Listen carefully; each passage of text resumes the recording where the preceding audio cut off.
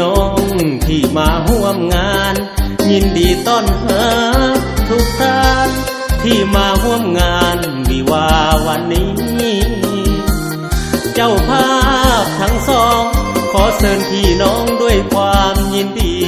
สุภาพบุรุษสุภาพสตรีที่มาร่วมงานวิวาสุขใจแท้นาเห็นแขกมายิ้มแย้มแจ่มใสมาสวยเป็นพยานให้คู่สมรสใหม่ในวันนี้นะผัวเดียวเมียเดียวหักกันกลมเกี่ยวตลอดสิว่าอย่าได้มีวันห่างลาหักกันจนกว่าฟ้าดินสลายขอบใจหลายๆนำแขกที่มาในงานขอพรให้ทุกท่านทุกคนนั้นสุขกายสุขใจเชิญหับประทานอาหารเครื่องดื่มได้ตามสบายขาดตกบกพร่องมองใดกราบขออภัยเถิดนาเจ้าภาพทั้งสองขอให้พี่น้องอยู่ดีมีแหงเงินทองไหลเข้าทุกเช้าทุกแลงสุขภาพแข็งแรงเดินท่านที่มาเดินทางไปไสขอให้ปลอดภัยสมปรารถนาทุกท่านที่มางานวิวาร่ำรวยเงินตากันหมดทุกคน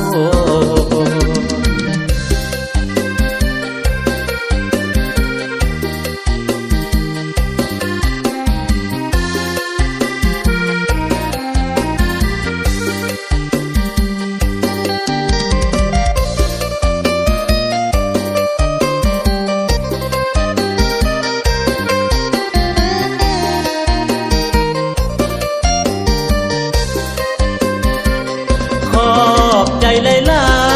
ยๆนำแขกที่มาในงานขอพรให้ทุกท่าน